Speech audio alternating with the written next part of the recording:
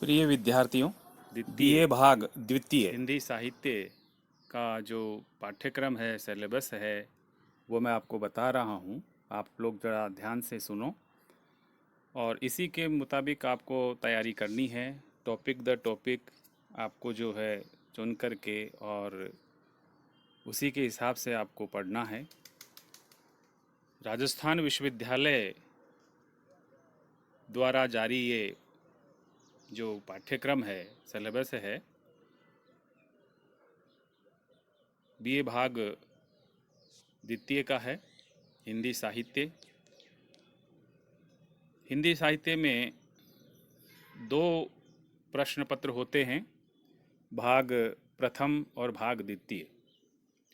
दोनों ही 100 नंबर के होते हैं, जिसमें जो प्रथम भाग है उसमें 100 अंक का जो होगा उसका जो विभाजन है वो इस प्रकार से किया गया है कि, और ये मैं बता दूं आपको कि इसमें उत्तीर्ण होने के लिए न्यूनतम 36 अंक लाने जरूरी है।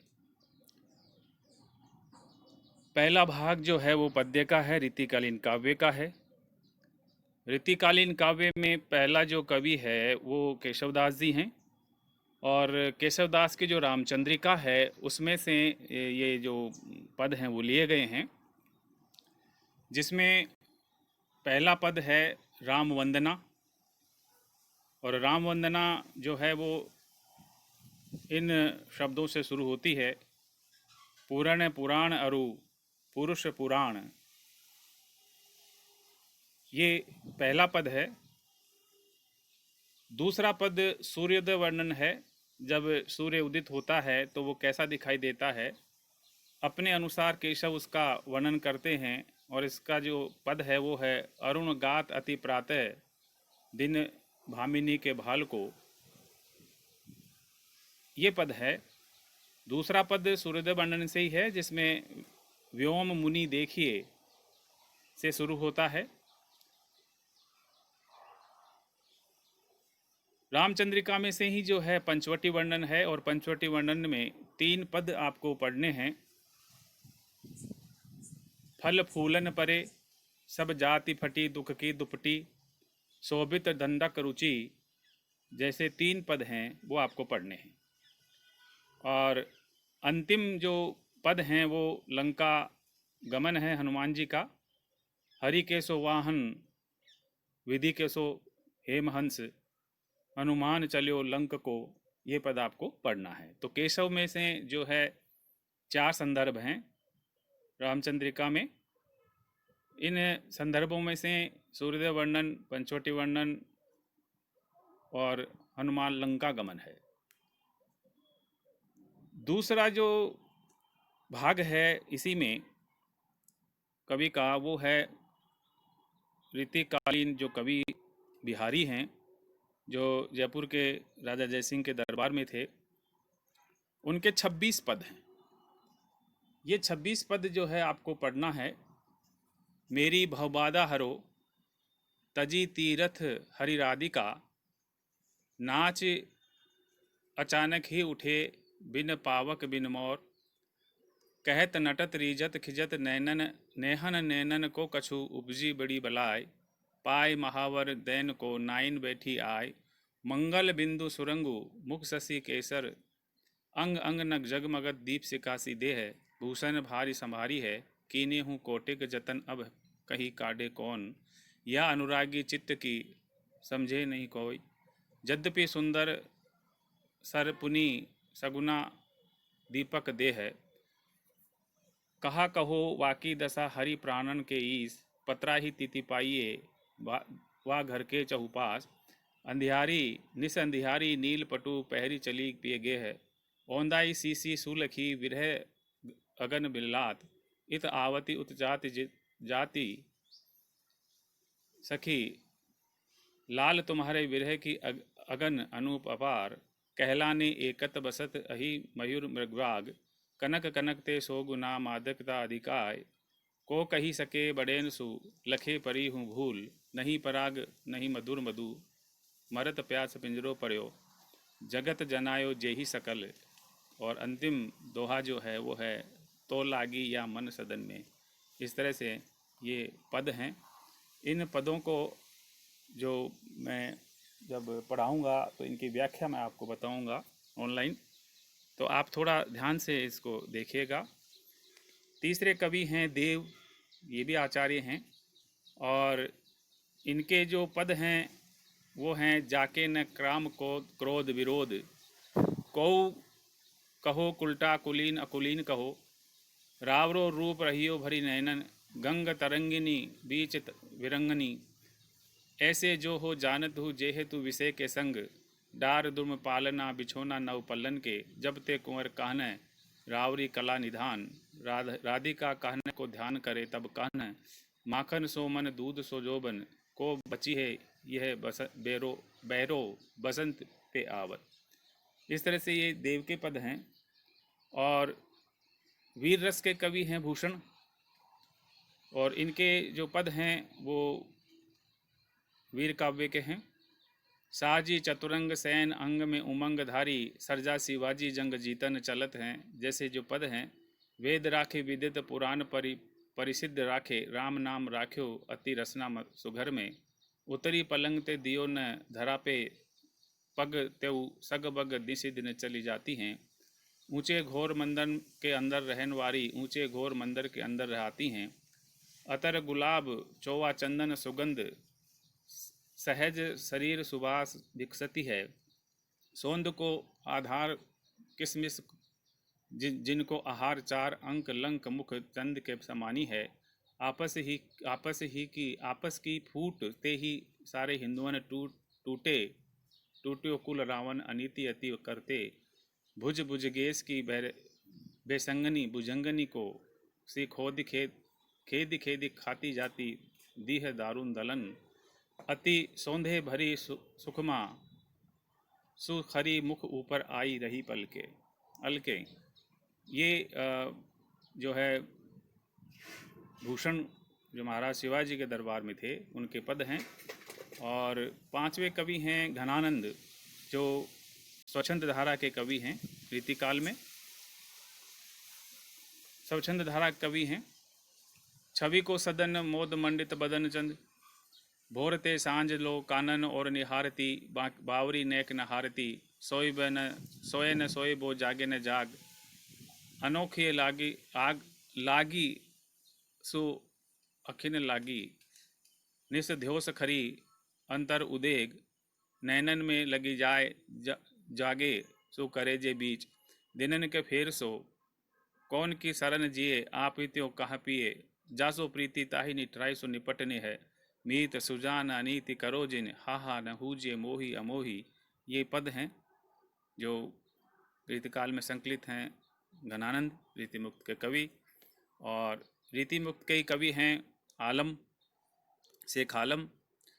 इनके 10 पद हैं। रुचिर बरन चीरू चंदन चरचि सुचि, अखियाँ भली जो ऐसे असवन धारे, चाहती सिंगार तिन सिंह की सगाई, बारे ते न पलक लगत बिन सांवरे ते, शीत रिपु भीत बई छाती राती ताती तई, लता प्रसुन डोल बोल कोकिल अलाप के की, पालन खेलन नंद ललन छलन बली, देहों ददी मधुर धरनी धर्यो छोरी खेहें, नीके नहाई धोई धूरी पैठो नेक बैठो आनी, गोरा सुनहरी लिए रामू ताकू मत दियो, शंभू ताको मत दियो।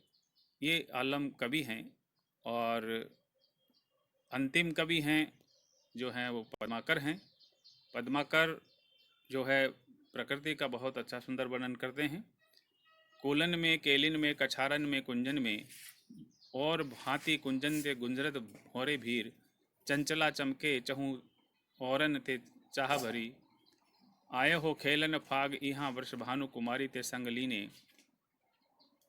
सीज ब्रज चंद पे चली यो मुख चंद जाको, ऐसी ने देखी सुनी सजनी धनी, बाढ़त जात वियोग बाधा, तीर पर तरनी तनुजा के तमाल तरे, फेरे निशान दिशानी जाहिर धवल दल बक पांत से, सिर कट धर कटी सुह कटी जात है, किल किल चंडी लही निज खंडी उमड़ी उमड़ी हरसती है। इसमें पद्माकर ने जो है भक्ति के साथ, प्रकृति के साथ वीर रस काव्य का भी बड़ा अच्छा सुंदर वर्णन किया है। और एक कवि हैं सेनापति। सेनापति भी बहुत अच्छे रीतिकाल के कवि हैं।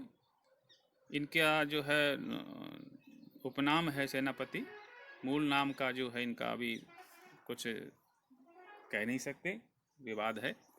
तो इनके 8 जो पद हैं वो आपको पढ़ने हैं, और 8 पद पढ़ने के बाद जो आपका अंक विभाजन होगा वो इस प्रकार से होगा कि ये जो पद्य की जो किताब है रीतिकालीन काव्य, इसमें जो कवि हैं 8, इन 8 कवियों के जो पद हैं उन पदों में से कुल 4 व्याख्याएं आएंगी। एक कवि से केवल एक व्याख्या ही आएगी, और एक व्याख्या में एक विकल्प होगा, यानी अथवा। 4 व्याख्याएं आएंगी जिसमें अथवा होगा, अर्थात 8 पद होंगे। तो 8 पद जो होंगे वो गिनती में 4 आएंगे, क्योंकि विकल्प है, अथवा है, इसलिए 4 पदों की व्याख्या आपको करनी है। तो ये एक जो व्याख्या है वो आपके 10 अंक की होगी, और आपको जो कुल व्याख्या में अंक जो विभाजन होता है वो 40 अंक का है। कुल 4 निबंधात्मक प्रश्न होंगे। एक कवि से संबंधित एक ही प्रश्न पूछा जाएगा, यानी 4 कवियों से जो है प्रश्न पूछे जाएंगे, 4 कवियों से ही व्याख्या पूछी जाएगी। इसमें भी अथवा आएगा, विकल्प दे है, और एक जो प्रश्न है वो है 15 नंबर का है। तो 60 नंबर तो आपके निबंधात्मक प्रश्नों के होते हैं, 15 चौका 60, तो 60 तो जो है आपके इसके निबंधात्मक प्रश्नों के होते हैं, और 40 अंक आपको व्याख्या के मिलते हैं। इस तरह से कुल मिला के ये 100 अंक का पेपर है। प्रथम प्रश्न पत्र 100 अंक का है आपका। अब हम बात करते हैं द्वितीय प्रश्न पत्र की। तो द्वितीय प्रश्न पत्र भी कुल 100 अंक का है। इसमें भी 36 अंक जो है अनिवार्य है आपको पास होने के लिए। और ये जो प्रश्न पत्र है वो गद्य का है, जिसमें नाटक और एकांकी आपको पढ़ना है। इसके खंड ए में जो एक नाटक चलेगा आपका, ऐतिहासिक नाटक है कोणार्क। कोणार्क का जो सूर्य मंदिर है वो बहुत प्रसिद्ध है, विश्व प्रसिद्ध है। तो उस पर जो लिखा हुआ जो नाटक है कोणार्क, वो जगदीश चंद्र माथुर ने लिखा है। और ब भाग में एकांकी संग्रह है, और इस एकांकी संग्रह में जो है जो 7 एकांकी आपको पढ़ने हैं। रामकुमार वर्मा की उत्सर्ग है, भुवनेश्वर की तांबे के कीड़े हैं, उपेंद्रनाथ अश्क का नया पुराना है, विभाकर विष्णु प्रभाकर का जो है वो ममता का विष है, लक्ष्मी नारायण लाल काल पुरुष और अजंता की नर्तकी है, और धर्मवीर भारती का जो है आवाज़ का नीलाम है, सुरेंद्र वर्मा का हरी घास पर घंटे भर है। तो इस तरह से ब भाग आपका एकांकी का होता है, और स भाग आपका प्रश्न उत्तर का है। नाटक एवं एकांकी का उद्भव है, जिसमें अंक विभाजन आपका इस प्रकार से रहेगा। कुल 4 व्याख्याएं आएंगी, 2 नाटक से, 2 एकांकी से, दोनों में अथवा अथवा होगा। और एक जो प्रश्न है वो 9 नंबर का होगा, 9 चौक 36 टोटल होते हैं। और कुल 4 निबंधात्मक प्रश्न आएंगे, जिसमें खंड ए और ब में ए व ब में से नाटक पर 2 प्रश्न और एकांकी पर 2 प्रश्न, 2 4 प्रश्न हो गए। तो आंतरिक विकल्प इसमें भी दे है। खंड स में से एक टिप्पणी आएगी लास्ट में, जो 8 अंक की होगी। और आपके जो निबंधात्मक प्रश्न है वो 14 नंबर का होगा। तो ये 56 अंक का हो गया निबंध, और एक टिप्पणी 8 नंबर की हो गई, और 36 जो है वो कुल व्याख्याएं होंगी। इस तरह से ये 100 नंबर का आपका प्रश्न पत्र है। तो आप इसी हिसाब से तैयारी करें, और इसी हिसाब से आपको जो है पॉइंट टू पॉइंट आपको नोट्स बनाने हैं, जैसे मैं आपको बताता जाऊंगा। धन्यवाद।